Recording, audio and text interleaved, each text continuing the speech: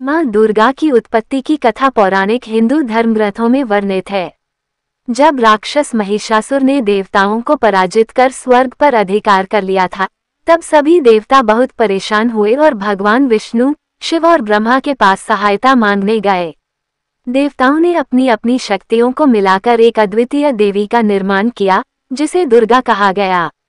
माँ दुर्गा का स्वरूप तेजस्वी और शक्तिशाली था, जिनमें सभी देवताओं की शक्तियाँ समाहित थीं। वे युद्ध के लिए तैयार हुई और कई दिनों तक महिषासुर से संघर्ष करने के बाद अंततः उसे मार गिराया। इस प्रकार माँ दुर्गा को महिषासुर मर्दनी के रूप में भी जाना जाता है, जो बुराई पर अच्छाई की विजय का प्रतीक है। माँ दुर्गा को शक्ति, साहस और संरक्षण की देवी माना जाता है, जो अपने भक्तों की हर तरह की बुराई और नकारात्मकता से रक्षा करती हैं। नवरात्रि देवी दुर्गा की पूजा का पर्व है। इस दौरान माँ दुर्गा के 9 रूपों की पूजा की जाती है, जिन्हें कलेक्टिवली नवदुर्गा कहा जाता है।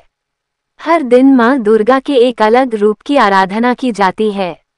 ये पर्व बुराई पर अच्छाई की जीत का प्रतीक है और विशेष रूप से शारदीय और चैत्र नवरात्रि के रूप में मनाया जाता है। हाँ, नवरात्रि में माँ दुर्गा के 9 रूपों की पूजा की जाती है, जिन्हें नवदुर्गा कहा जाता है।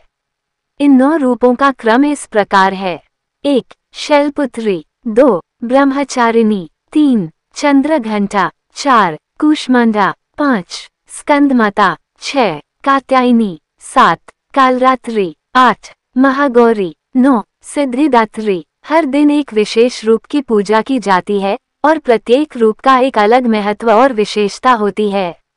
नवरात्रि के दौरान भक्त देवी से शक्ति, शांति और समृद्धि की कामना करते हैं। 1. शैलपुत्री माता माँ दुर्गा के नवदुर्गा रूपों में से पहला रूप है। पौराणिक कथाओं के अनुसार शैलपुत्री का जन्म उस समय हुआ जब देवी सती ने अपने पिता दक्ष के यज्ञ में आत्मदाह कर लिया था।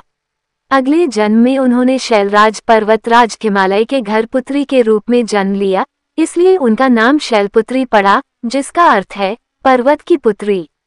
शैलपुत्री के रूप में देवी ने भगवान शिव से पुनः विवाह किया।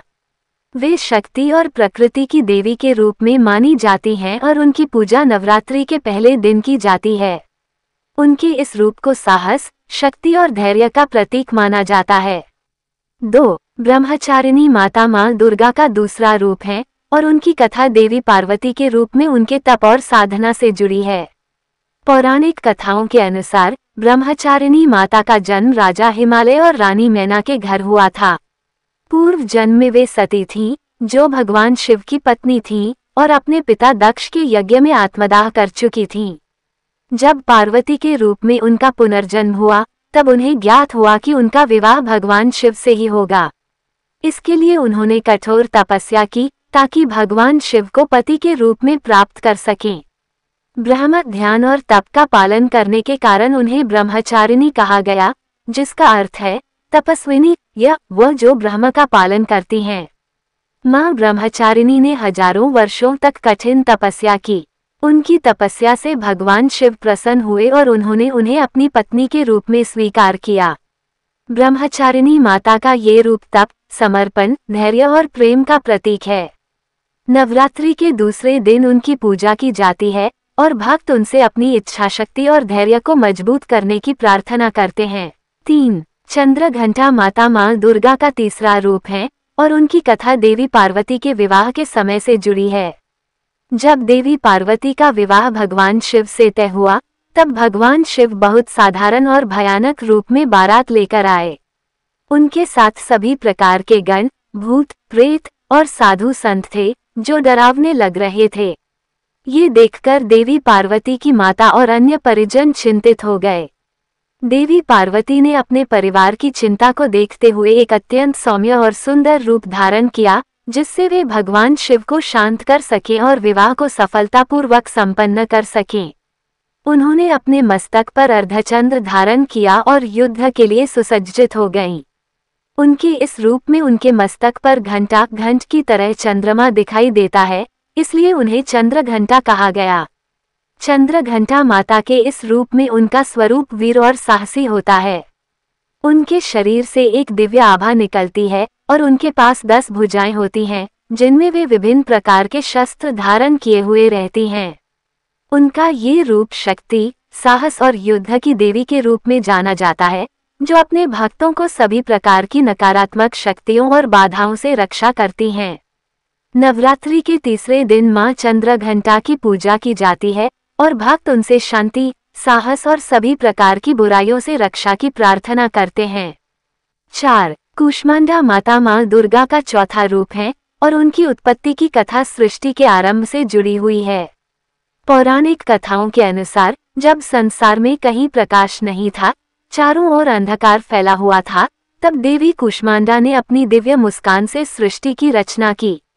कूष्मांडा नाम के पीछे एक विशेष अर्थ है।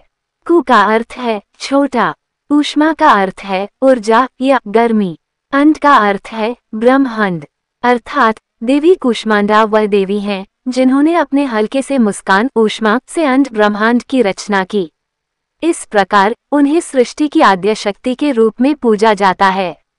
देवी कूष्मांडा अपने इस रूप में चारों ओर प्रकाश फैलाती हैं और जीवन के सभी रूपों की संरक्षक मानी जाती हैं। वे ब्रह्मांड की उत्पत्ति का मूल कारण हैं। उनके इस रूप में देवी के 8 हाथ होते हैं, जिनमें वे विभिन्न शस्त्र और अन्य वस्तुएं धारण करती हैं, इसलिए उन्हें अष्टभुजा देवी भी कहा जाता है। वे कमल पर विराजमान होती हैं और अपने भक्तों को ऊर्जा, शक्ति और समृद्धि प्रदान करती हैं। नवरात्रि के चौथे दिन मां कूष्मांडा की पूजा की जाती है।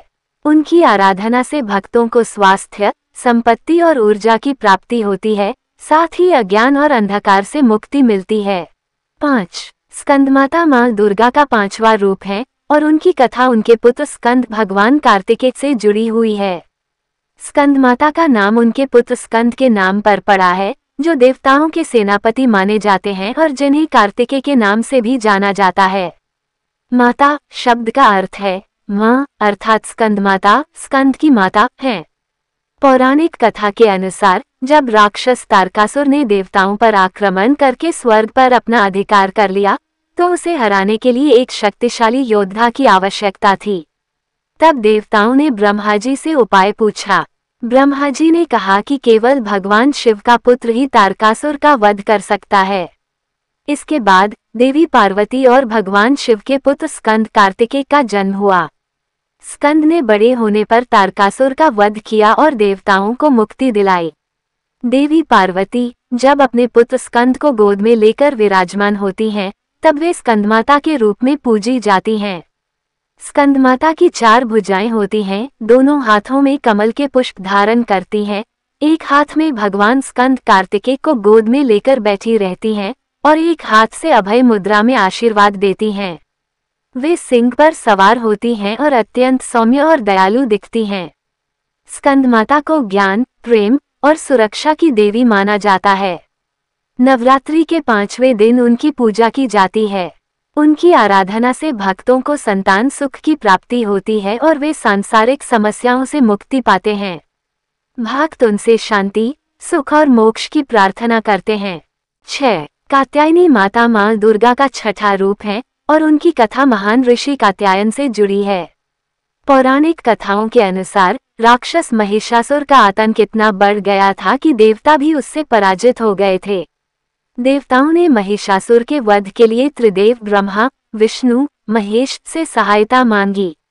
तब त्रिदेवों ने अपनी अपनी शक्तियों का अंश देकर एक देवी का सृजन किया।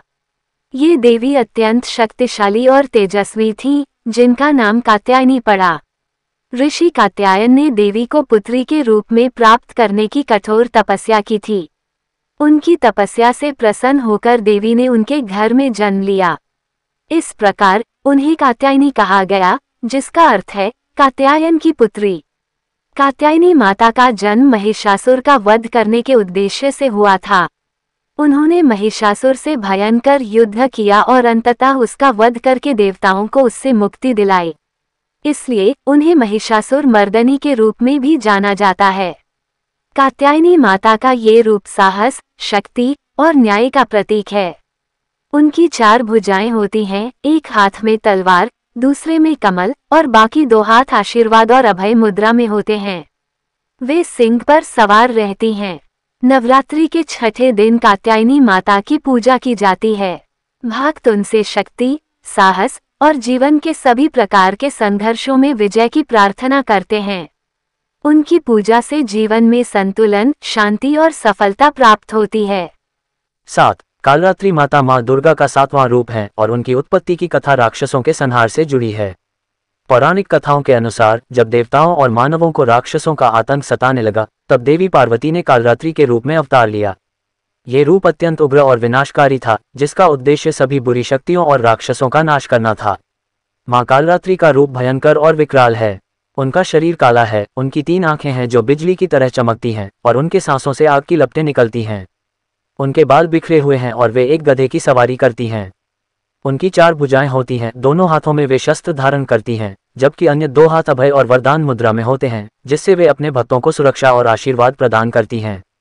कालरात्रि माता का ये भयंकर रूप दरअसल सभी प्रकार की नकारात्मक शक्तियों, भय और अज्ञानता का अंत करने वाला है। ये रूप दिखने में भयंकर जरूर है, लेकिन उनके भीतर भक्तों के लिए अपार करुणा और रक्षा का भाव छिपा हुआ है। वे अपने भक्तों को हर प्रकार की बुराई, भय और दुष्ट शक्तियों से बचाती हैं। कहते हैं कि जब शुंभ निशुंभ और रक्तबीज जैसे भयंकर राक्षसों का वध करने के लिए देवी को अवतार लेना पड़ा, तब उन्होंने कालरात्रि के रूप में अवतार लिया और रक्तबीज जैसे राक्षस का संहार किया। रक्तबीज का संहार एक विशेष घटना है, क्योंकि उसका खून जमीन पर गिरते ही उससे हजारों और रक्तबीज उत्पन्न हो जाते थे। माँ कालरात्रि ने उसे मारने के लिए उसकी रक्त की बूंदों को गिरने से पहले ही अपने मुंह में समाहित कर लिया और उसका अंत किया। नवरात्रि के 7वें दिन माँ कालरात्रि की पूजा की जाती है। भक्त उनसे साहस, शक्ति और भय से मुक्ति की प्रार्थना करते हैं।